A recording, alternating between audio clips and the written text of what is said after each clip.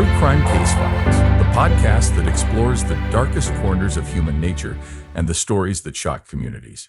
Today's episode takes us to Roseville, Minnesota, where a jealous mom brutally beat her teenage daughter to death after discovering she had been sleeping with her stepdad. Kayla Carlson was an 18-year-old senior at Roseville High School in Minnesota. She worked part-time at the local Target. Despite being known as a quiet, thoughtful girl, Kayla's life was far from simple. Behind the scenes, she had a turbulent home life, largely due to her strained relationship with her mother, Dina Carlson.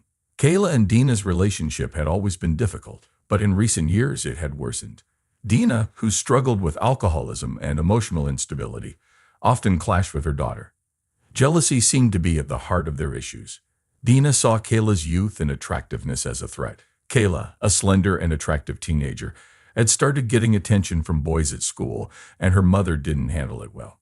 Dina, whose beauty was drained by years of alcoholism and drug use, was insecure about her own looks and felt that her daughter's growing independence and beauty were taking something away from her. The tension between them escalated when Kayla began secretly sleeping with Dina's husband, David Carlson.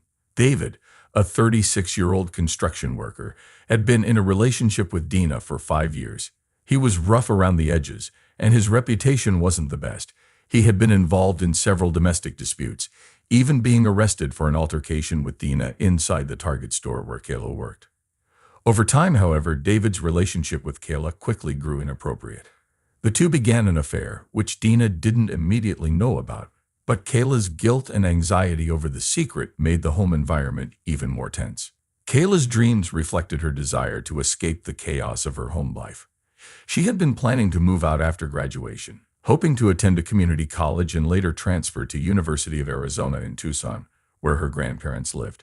She talked about her dreams of leaving Minnesota to friends, spending hours scrolling through Instagram, watching Netflix, and fantasizing about a future where she could leave her troubled home behind.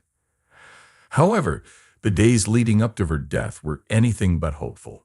Kayla found herself caught between the suffocating jealousy of her mother and the secret sexual relationship with David. The tension in her house was unbearable. And while Kayla continued to plan her escape, she may have sensed that her time was running out. It was the morning of March 28, 2017, when Kayla Carlson's body was discovered. The storm that hit Roseville, Minnesota, the night before had left the streets covered in snow, with temperatures well below freezing.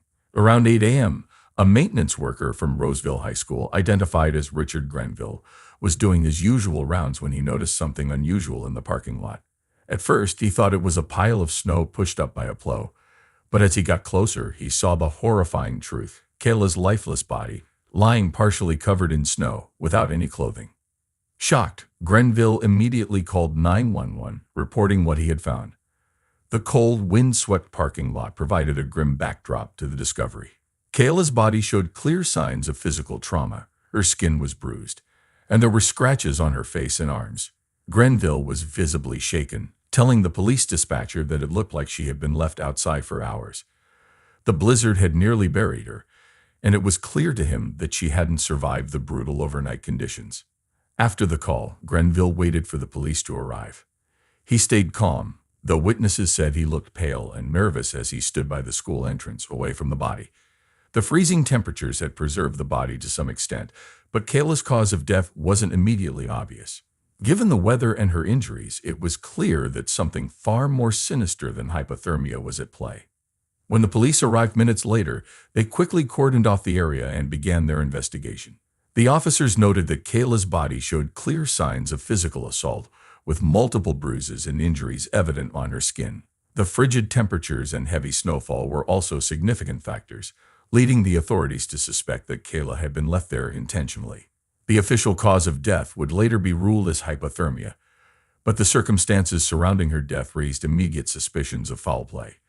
Investigators began to piece together the events that led to this horrific discovery, seeking answers about what had happened to Kayla in the hours leading up to her death. The shocking nature of the crime sent ripples through the community, leaving friends and family devastated and searching for explanations in the aftermath of this tragedy. The Roseville police arrived at the scene within minutes of the 911 call on March 28, 2017.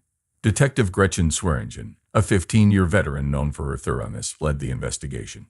The snow-covered parking lot presented a grim scene. Kayla Carlson's body was quickly identified by the personal items found near her, including her phone, which had fallen out of her bag. Her frozen body showed visible signs of trauma. Her face and arms were bruised, and there were clear indications that she had been beaten before being dumped outside. Detective Swearingen and her team immediately suspected foul play. While the blizzard had likely accelerated her death, the bruises suggested Kayla had been attacked before being left in the cold. The medical examiner later confirmed that the official cause of death was hypothermia, but she had been unconscious when she was left in the snow, unable to save herself. Her injuries, particularly the blunt force trauma to her head, suggested she had been beaten severely, likely rendering her unconscious before being dragged into the elements. The police believe Kayla had been killed elsewhere and then dumped in the high school parking lot. There were no signs of a struggle in the snow around her body, which led investigators to conclude she had been moved post-assault. The killer had likely used the blizzard to cover their tracks, hoping that the snow would hide the evidence. However, detectives were able to piece together the sequence of events based on the lack of blood at the scene and the pattern of the bruises on her body. Using thermal imaging equipment, detectives scanned the area for footprints and other clues, but the heavy snowfall had erased most traces. The investigators collected any possible evidence, including tire tracks that were still faintly visible near where her body was found. With the scene secured, the police turned their attention to potential suspects, knowing that whoever had done this had taken advantage of one of the worst snowstorms of the year to hide their crime. David Carlson, 36, was the first person investigators turned their attention to. Known for his volatile temper and violent history, David had been dating Kayla's mother, Dina, for 5 years. A construction worker with a rough reputation around Roseville, he had been involved in several domestic disputes over the years. His relationship with Dina had been anything but peaceful. Police records showed multiple incidents of physical altercations between the two, often fueled by alcohol and David's controlling nature. One of the most notorious incidents occurred just months before Kayla's death, in the very store where she worked. In late 2016, David had flown into a rage inside the Target grocery store where Kayla was a part-time cashier. Witnesses described seeing him drag Dina by the arm down one of the aisles, eventually whipping her with his belt in front of stunned shoppers. The outburst had been triggered by a small argument over groceries, but it quickly escalated into a public display of David's violent tendencies. Dina had refused to press charges after the incident, citing her dependence on him, both financially and emotionally. This incident stood out to detectives as they dug deeper into David's background, painting a picture of a man who was used to controlling the women in his life through fear and aggression. When David was brought in for questioning following Kayla's murder, his behavior was detached and cold. He showed little concern for Kayla's death, and it wasn't long before detectives uncovered an even darker secret. David admitted that his relationship with Kayla had turned sexual in recent months. Although he refused to elaborate on how it started or the nature of their relationship, the revelation added a disturbing layer to the case. The police now had a motive. David had become intimately involved with his girlfriend's daughter, and the tension within the household had been growing. Kayla's friends later revealed that she had confided in them about her mother's increasing jealousy. This revelation raised the stakes in the investigation. Although David didn't show signs of guilt during his interrogation, his violent history and disturbing relationship with Kayla made him a prime suspect. However, his calm and seemingly emotionless responses during questioning kept investigators from jumping to conclusions too soon. Dina Carlson, 40, had long struggled with alcoholism and emotional instability. Her dependency on alcohol, combined with her inability to hold a steady job, had left her vulnerable and reliant on her husband, David, for both financial support and a steady supply of booze. Over the years, Dina's emotional state had deteriorated, and many of her neighbors described her as erratic, often swinging between moments of calm and sudden outbursts. While she occasionally worked odd jobs, she was largely unemployed, and David's income as a construction worker was her main lifeline. This created a toxic dynamic in their relationship, with Dina feeling trapped by her dependence on him. Dina's struggles with her self-worth were only compounded by the jealousy she harbored toward her daughter, Kayla. Kayla, at 18, was everything Dina felt she no longer could be: young, attractive, and with her whole life ahead of her. As Kayla grew older and blossomed, Dina's insecurities deepened. Friends and family noted that Dina would often make passive-aggressive remarks about Kayla's appearance, suggesting that she felt overshadowed by her own daughter. This jealousy only intensified when Dina discovered that Kayla had entered into a sexual relationship with David. The knowledge that her daughter, the very person she had raised, had become involved with her husband pushed Dina's emotional instability to its limits. The fact that Kayla, the person she had always felt envious of, was now having sex with David was something Dina couldn't accept.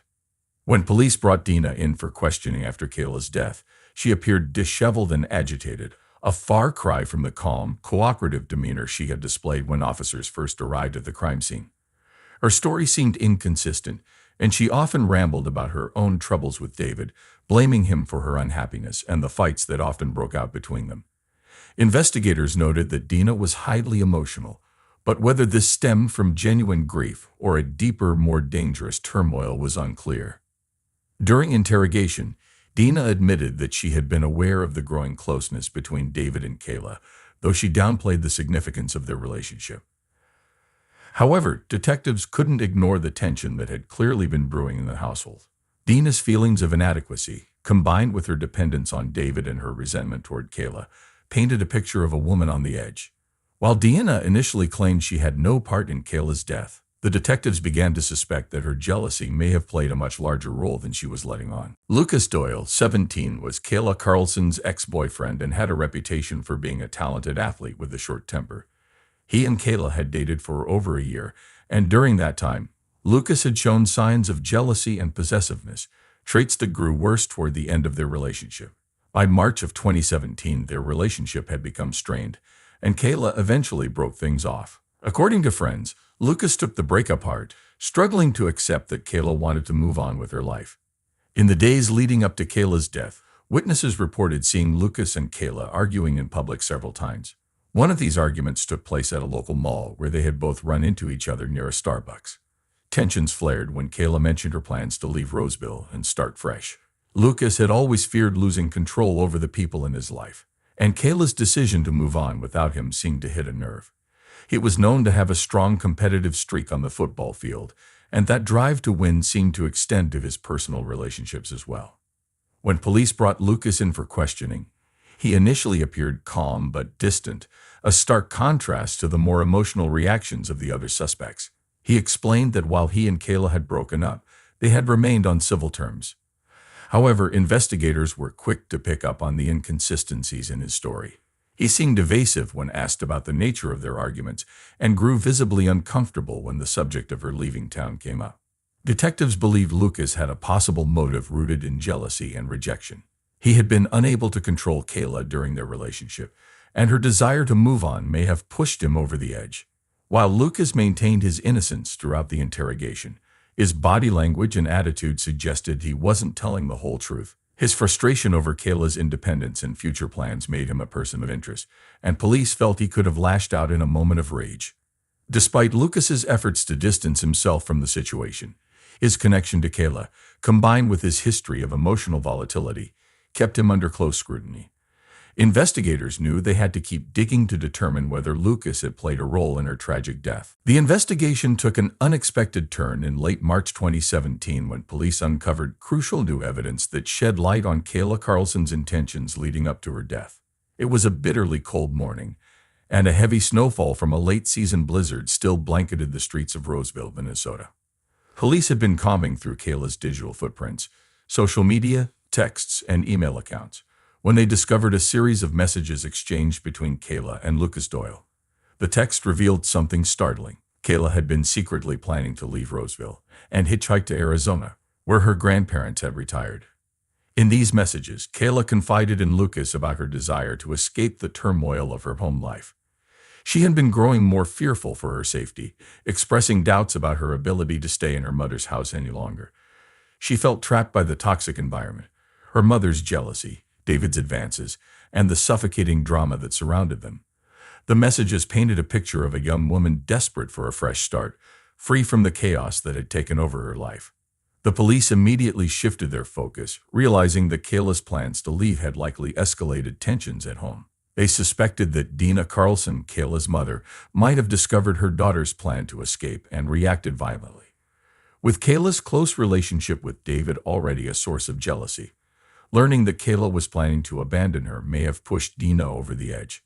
Investigators began to dig deeper into Dina's recent behavior and her whereabouts on the night of Kayla's death. The discovery of these texts also raised new questions about Lucas Doyle. Had he been aware of the danger Kayla was in? Was he somehow involved in her plan to leave, or even her death? Though Lucas's emotional volatility and past arguments with Kayla had made him a suspect, the new evidence suggested that his role might be more complicated than police had initially thought. This new development provided a clearer motive for the crime and allowed investigators to start piecing together the events leading up to Kayla's murder. It was now a race against time to determine who, out of the people closest to Kayla, was capable of committing such a brutal act. As police pieced together the new evidence from Kayla's digital messages and witness interviews, they zeroed in on Dina Carlson.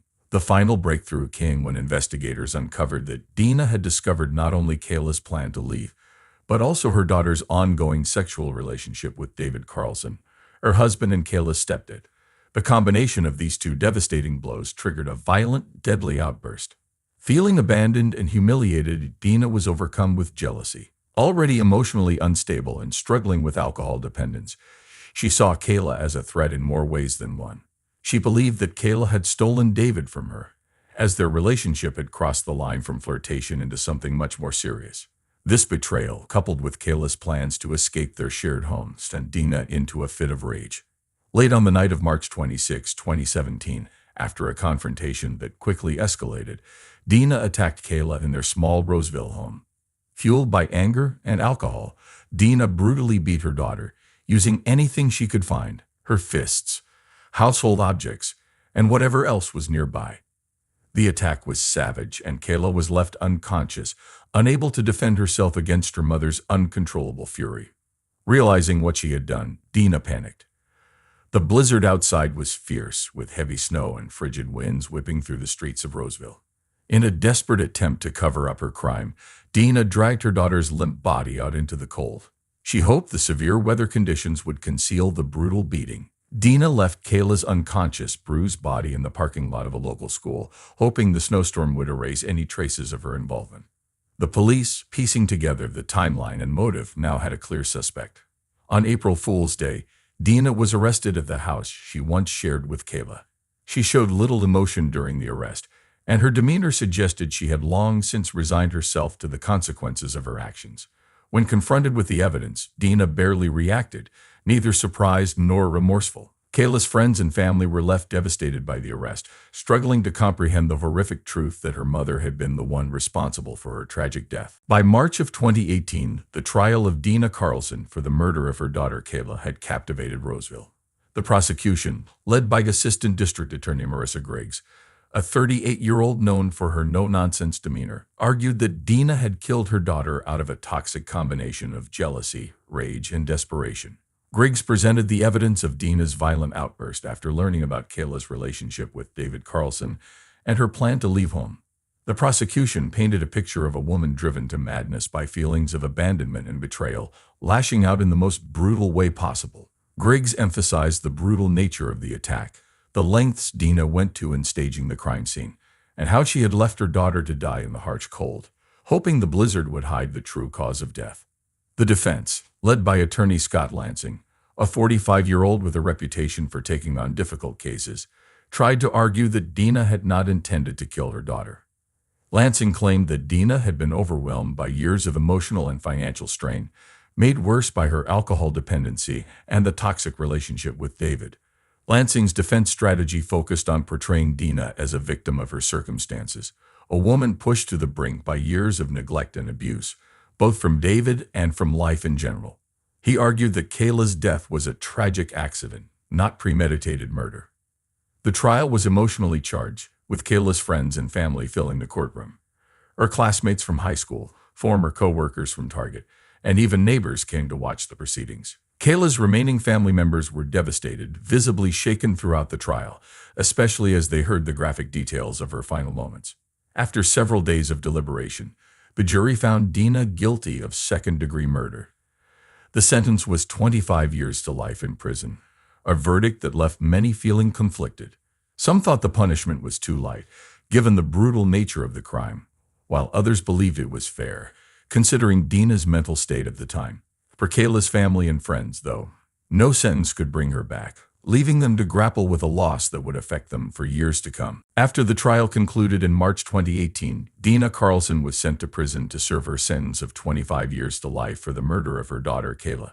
The prison she was assigned to, Minnesota Correctional Facility Shakopee, is known for housing female inmates and offers various programs aimed at rehabilitation. Dina struggled with her new reality, battling feelings of guilt and shame. Reports indicated that she had difficulty adjusting to prison life, often isolating herself from other inmates. Dina's struggles with alcoholism continued, and she participated in substance abuse programs in an attempt to cope with the demons that had haunted her for years. Meanwhile, David Carlson, who had been Kayla's mother's boyfriend and played a complicated role in this tragic story, faced his own consequences. After Kayla's death, David lost his job as a construction worker due to the public outrage surrounding the case and the scrutiny of his past behavior. He moved away from Roseville to avoid the backlash from the community. However, local news reports revealed that he continued to struggle with maintaining stable employment. Friends noted that he felt guilty for being involved in the family's dysfunction, but often deflected responsibility. David ultimately chose to lead a quiet life, away from the media spotlight, grappling with the role he played in the events that led to Kayla's tragic death. As for Lucas Doyle, Kayla's ex-boyfriend, he also faced the repercussions of the fallout. After their breakup, Lucas was reportedly distraught and became the subject of rumors and speculation in their school and community. Struggling with feelings of jealousy and loss, Lucas found it hard to cope. He graduated from high school in June 2018 but struggled to find direction afterward. He moved to a neighboring town to start fresh, but the memories of Kayla and their tumultuous relationship weighed heavily on him. Friends indicated that he often reflected on his past actions and the tragic outcome of the situation, seeking therapy to address his feelings of guilt and regret. For the community of Roseville, the impact of Kayla's murder remained palpable. Many residents attended memorial events in her honor and participated in discussions about domestic violence, mental health, and the importance of community support systems. Though Kayla's story ended tragically, her memory inspired some to advocate for change, ensuring that her life and the circumstances surrounding her death would not be forgotten. The tragic murder of Kayla Carlson is a reminder that even the closest relationships can turn deadly when jealousy, anger, and fear take over. Though justice was served, the pain left behind for her family and friends will last a lifetime. Thank you for listening to this episode of True Crime Case Files. Join us next time as we uncover more shocking cases that continue to puzzle and disturb. Stay safe, everyone. Hey, true crime case solvers interested in more real-life murder mysteries, be sure to like and subscribe to our channel. And do you have any thoughts about this case or have a case of your own you'd like us to investigate? Leave us a comment. Stay safe, true crime case solvers.